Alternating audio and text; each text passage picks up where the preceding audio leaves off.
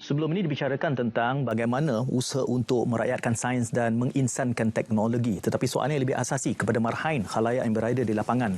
Apa ertinya semua ini? Bersama Menteri Sains, Teknologi dan Inovasi sebelum ini. Dan kami undang sekali lagi Yang Berhormat Dr. Sri Dr. Adham Baba. Assalamualaikum Dr. Sri. Waalaikumsalam warahmatullahi wabarakatuh. Ya, itu cogan kata yang sangat menarik perhatian saya sekurang-kurangnya. Banyak dibicarakan sebelum ini bersama Rina tentang dasar, enabler dan juga usaha-usaha yang telah pun dilengkapkan. 2030 Malaysia bakal menjadi high-tech nation, negara berteknologi tinggi. Tetapi kalau kita cuba menterjemahkan hasrat itu kepada marhain di bawah, soal merakyatkan sains dan menginsankan teknologi ini, dari kacamata Mosti, bagaimana limpahan itu akan dapat dirasakan oleh rakyat keseluruhannya? Itu soalan awal saya. Ya, perkara yang dibangkit mestilah dekat dengan rakyat. Dan ketika ini tentu sekali rakyat bertanyakan bagaimana kita boleh membantu mereka menyelesaikan konflik yang ketara depan mata kita. Yang pertama tentu sekali krisis bekalan makanan. Kita mula di situ. Ya, kita mula di situ. Krisis bekalan makanan ni melibatkan input dan output. Jadi input ni melibatkan pelbagai kaedah. Antaranya Mosti telah pun membuka bilik gerakan ataupun war room pada 10 Jun yang lepas. Di mana kita telah melihat keseluruhan teknologi yang telah digunakan di negara kita. Yang mampu untuk sebagai enabler kepada mengurangkan kos dan menambah produktiviti. Itu perkara penting. Jadi kita perlu lihat bagaimana kita membantu masyarakat melalui teknologi. Dan tentu sekali teknologi ini telah ada dalam senarai kita di War Room. Dan setakat ini ada 46 teknologi yang berasaskan kepada bagaimana kita dapat mengurangkan cost input dan menambah produktiviti. Antara contoh yang ketara sekarang ni tentu sekali bekalan makanan untuk haiwan ternakan. Jadi kos untuk bekalan ternakan merupakan rumput, dedak, hampas dan sebagainya.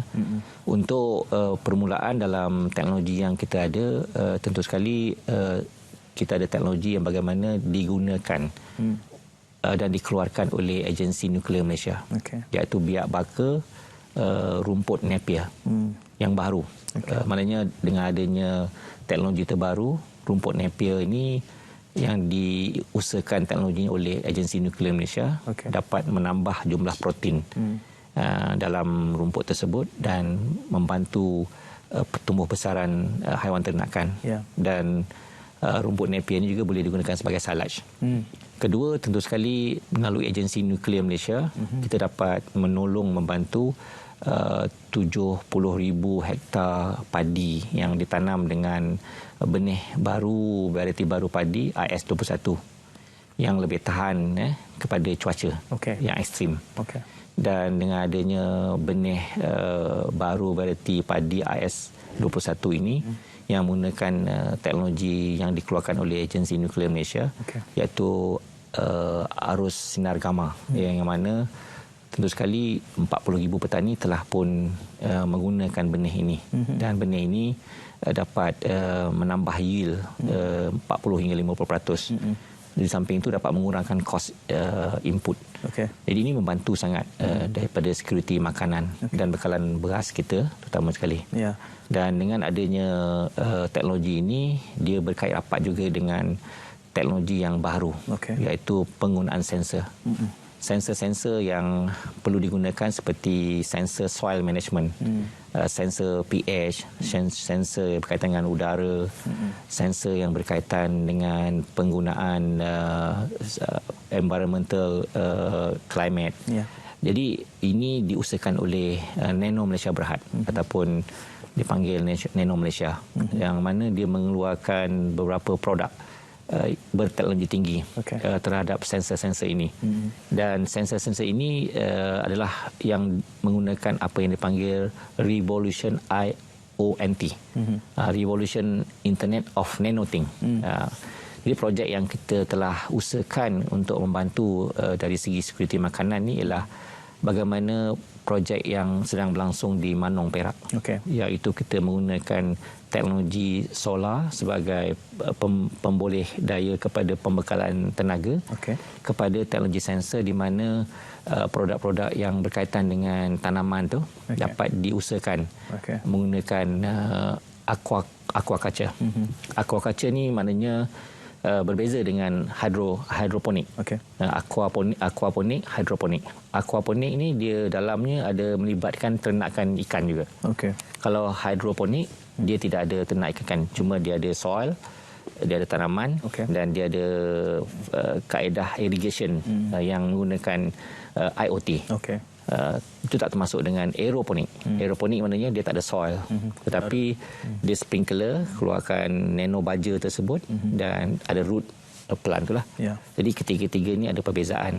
Jadi kita sekarang cuba untuk memastikan bahawa aquaculture ataupun aquaponik itu menjadi satu teknologi yang boleh membantu. Dan dia boleh dilakukan di peringkat dataran ataupun vertikal. Jadi vertical farming. Dan kita ada juga usahakan supaya ada program yang dipanggil Surf X1, iaitu pertanian pintar. Bagaimana boleh menghasilkan produk-produk makanan, terutama sekali tanaman bermutu tinggi dalam keadaan yang dipanggil climate independent greenhouse, yang mana boleh membantu tanaman-tanaman yang bermutu tinggi dan menggunakan teknologi IoT, nano sensor, baja dan sebagainya. Jadi dengan adanya aquaponik ni, dia membantu grower dipanggil pentani atau grower, pengeluar pelbagaikan output. Kalau tak hanya tanaman berunsurkan tanaman makanan, dia ada juga ikan. Perikanan. Jadi kita boleh laksanakan di daratan teknologi-teknologi inilah. Jadi menggunakan nano filter ni, kita bukan saja dapat menghalang tumbuhan lumut. Kita boleh pastikan sistem irrigation ataupun dripping of water tu, pengairan tu dapat dikawal 24 jam. Inilah antara teknologi kita yang kita gunakan. Tapi sumber tenaga penting, iaitu gunakan solar.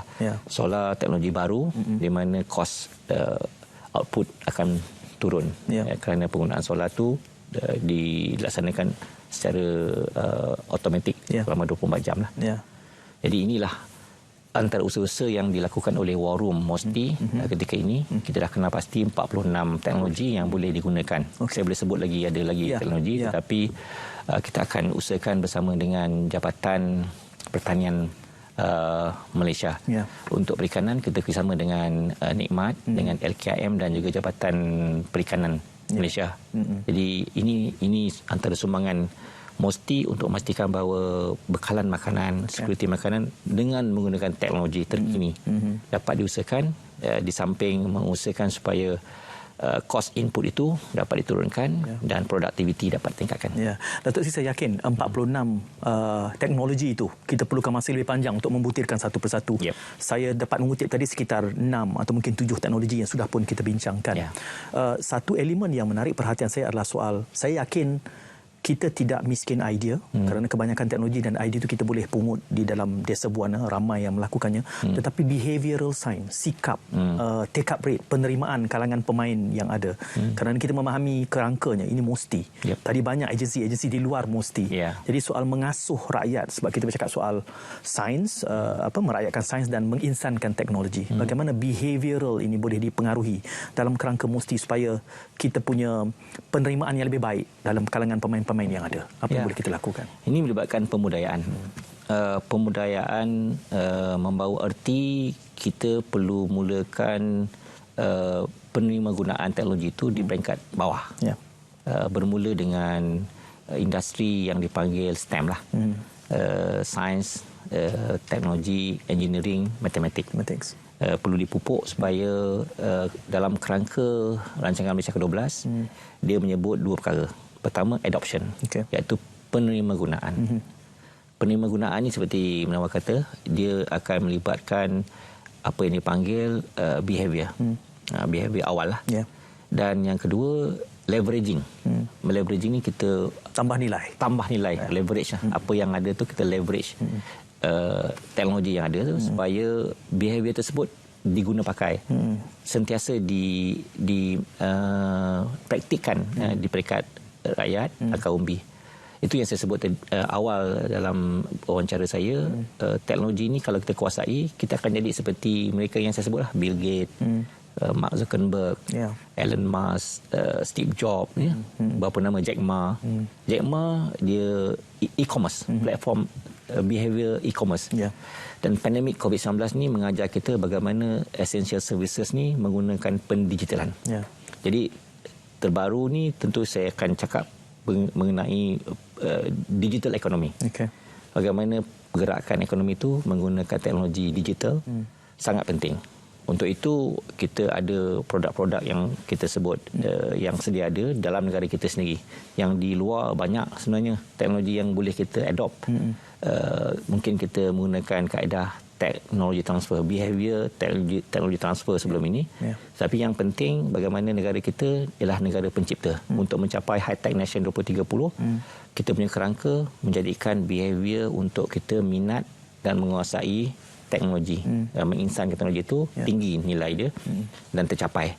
Jadi dengan adanya beberapa panduan-panduan dasar sains inovasi, dasar sains teknologi inovasi negara, pemboleh daya melalui MySTIE 1010 tersebut, kita mampu untuk melaksanakannya secara holistik dan dia mesti across the board.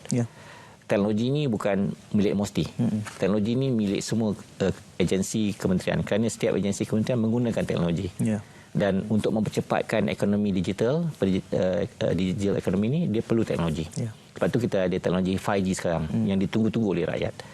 Dan behavior penggunaan 5G ini perlu dipertingkatkan dengan ilmu penguasaan teknologi tersebut, penggunaannya, adoption of the technology itself. Jadi kita balik kepada bagaimana teknologi yang dibangunkan oleh agensi, dia panggil agensi angkasa, MISA ataupun My Space Agency, yang dapat membantu para nelayan dengan penggunaan teknologi satelit. Remote sensing. Remote sensing ni banyak diperkatakan dalam teknologi. Tetapi remote sensing ni ikutkan baru. Yang banyak dikatakan komunikasi. Satelit ni ada 3. Satu komunikasi, kedua navigasi, ketiga remote sensing. Jadi yang terkini remote sensing. Sebab itu teknologi yang dibangunkan oleh My Space Agency ataupun Agensi Angkasa Malaysia ini terhadap teknologi remote sensing banyak membantu, terutama nelayan kita dari segi ekosistem nelayan untuk mencari pendapatan. Pertama, menggunakan remote sensing, dia dapat menapasi melalui aplikasi di mana kawasan ikan yang banyak. Jadi nelayan tak payah pergi tempat yang tak ada ikan. Kita menggunakan connection dengan Nikmat, gunakan Jabatan Perikanan Malaysia dengan menggunakan LKM. Kita beritahu mereka, para nelayan yang ramai ni, yang perlu diberikan maklumat di mana lokaliti kawasan ikan melalui remote sensing tersebut. Ini teknologi yang sangat luar biasa dan dia perlu digunakan untuk mendapat faedah yang luar biasa juga. Dan kita juga dapat membantu dengan remote sensing meteorologi, cuaca, di mana kita ada monsun, kita ada ombak, dan juga teknologi ini digunakan supaya navigate tu betul-betul. Jadi dengan adanya kerjasama antara Nikmat, LKM, Jabatan Perikanan Malaysia dengan MISA, MOSTI, kita sebenarnya membantu banyak. Dan ini menambah input dan mengurangkan. Contoh, kalau mereka tepat pergi kepada lokasi yang tentu, penggunaan diesel akan kurang. Betul. Penambahan jumlah tangkapan akan bertambah. Ini yang membantu. Sangat membantu kita. Datuk Seri, ada beberapa soalan besar cuba saya gabungkan dalam 2 minit berbaki ini. 2030 Malaysia akan menjadi negara berteknologi tinggi. Kita tadi bercakap soal behavior. Selalunya membentuk behavior ini akan selalu saja dirujuk kepada Kementerian Pelajaran. Tapi hari ini saya bertanya kepada Menteri Sains, Teknologi dan Inovasinya. Kerana cabaran di Malaysia ini adalah membentuk pemikiran yang saintifik. Dia merentas termasuklah soal teknologi adoption sebelum teknologi adaptation.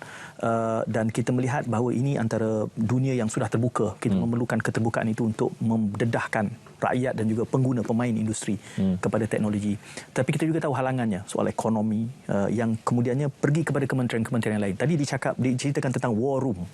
War room untuk cabaran semasa. Bagaimana extension daripada war room itu boleh kita perkasakan supaya kita boleh mempengaruhi sikap dan pemikiran saintifik rakyat Malaysia. Dalam 2 minit yang berbaki ini, Datuk Seri. Berbalik kepada behavior menguasai sains, bidang sains. Kita panggil sains bidang sains dan teknologi. Kita jangan lupa tentang inovasi.